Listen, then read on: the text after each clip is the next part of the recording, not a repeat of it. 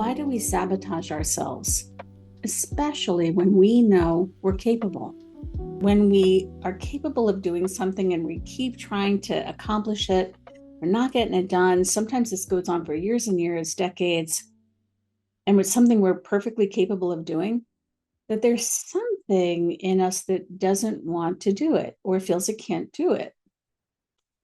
And often, when we explore that part that doesn't want to do it, we find protectors, parts of us that have fears for us, parts of us that are worried about something. Maybe there's something this part of you doesn't want you to have to go through or doesn't want you to have to experience. And one of the things I've found over the years is that these protectors, one, it's important just to explore the protector and really sense what it's not wanting for you and what it's not wanting for you to experience. And secondly, I've noticed that for many people, it's a real gateway or an avenue into implicit learnings, often from early in life or from some point in your life where you experience something distressing, challenging, unpleasant, sometimes before you even remember. Like sometimes it's like just the environment you grew up in, like the environment was unsupportive of you in some way, or you got yelled at a lot, and that led to you being afraid of expressing yourself, or you had experiences where people were very angry, and that led you to have certain ways of protecting yourself. So one of the things that I've noticed is that for many people, these protectors are almost like a signal of implicit learnings that are no longer conscious. Maybe they never were. They were stored subcortically. We store our survival strategies, things that we deem within us as having survival value, something that's going to help us survive. Those get stored a little bit differently than our episodic memory. Episodic memory is like, if I said to you, tell me about your childhood, and you said, well, I went to school, I grew up here, and I went to school there, and my favorite teacher was, that's your episodic memory. That's like a narrative. It goes in a sequence. You can talk about it. It's like a story. But when we live through emotionally charged events, and we learn things because we're designed to learn. We learn things like, oh, that's a bad situation. Avoid that. Or when that happens, just shut up and get out of there. Or when that happens, you got to fight in order to survive.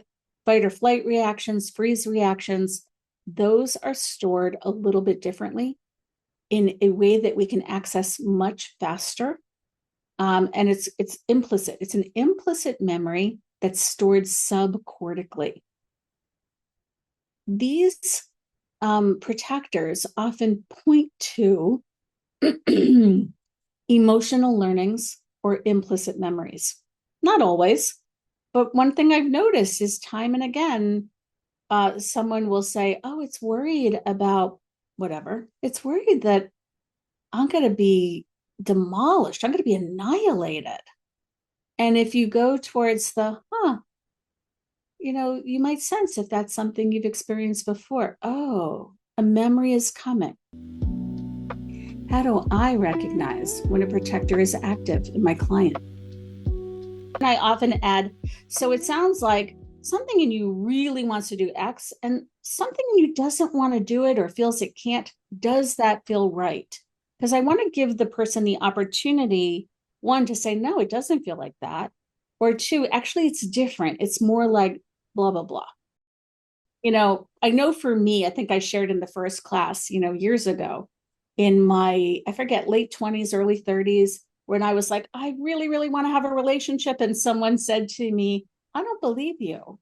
I was really hurt and angry. I was like, all of me wants to have a relationship, but it did get me, it got my attention. Wait a minute. Was that true?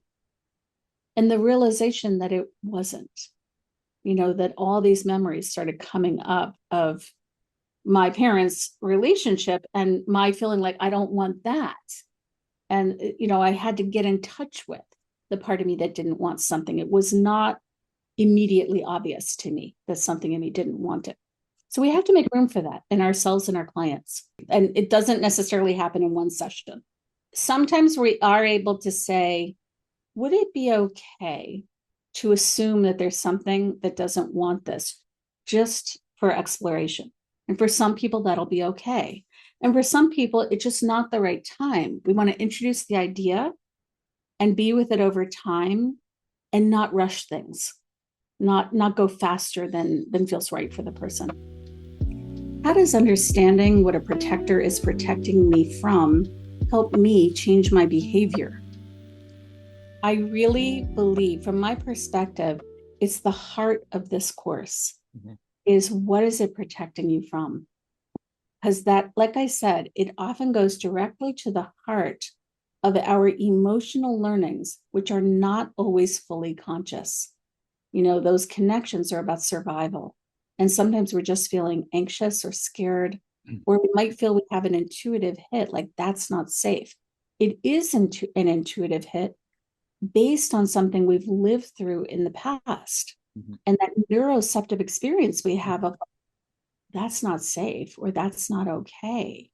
When we can connect the dots of like, oh yeah, I went through that in this situation or that situation, we start to connect the dots of where we developed our fears, our anxieties. And that provides, one, it can often feel like oh, no wonder. And we feel like we make more sense. And two, sometimes it provides the opportunity to update. Like, I really couldn't handle that situation 10 years ago, or even 3 years ago, or 40 years ago. But now things are different for me. Maybe you're different, whatever, you're more assertive, or you're more self-aware, or for whatever reason you feel different.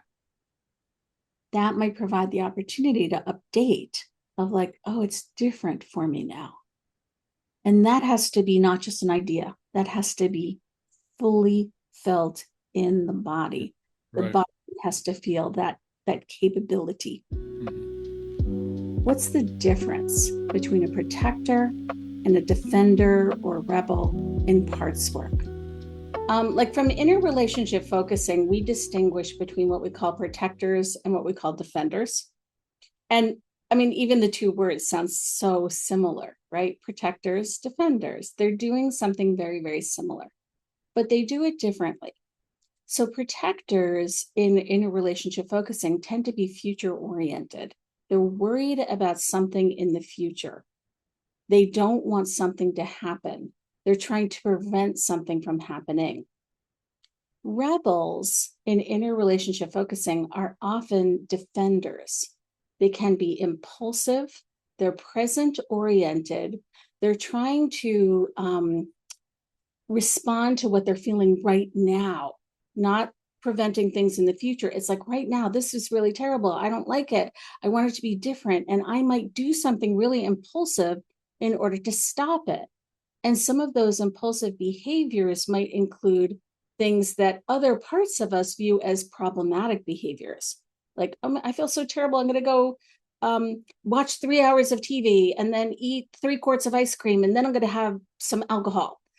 So there could be like behaviors that other parts of us feel are problematic, but they're designed to try to change what the person is feeling right now. So present oriented for the rebel, future oriented for the protector, protector preventing something in the future, the rebel trying to change something that's experienced right now. What should I know about the use of psychedelics in therapy? I think psychedelics for some people are helpful. Now, of course, as an SE practitioner, I've seen way too many casualties where people's systems become overwhelmed and they're actually that in, I was seeing, let me not be specific.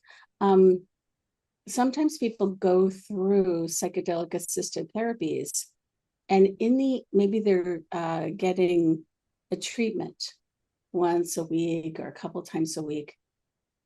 And like 3 days are after the treatment, they're having nightmares, they're having crying things where they can't stop crying. What got liberated is actually greater than their capacity to metabolize. And so, no, psychedelic assisted therapies are not really designed for you to be continuously under the influence of psychedelics. That's not even desirable. And that we have to remember that there are capacity issues here. When we live through trauma, our capacity often narrows. We can't tolerate things, even sometimes things that we were able to tolerate before.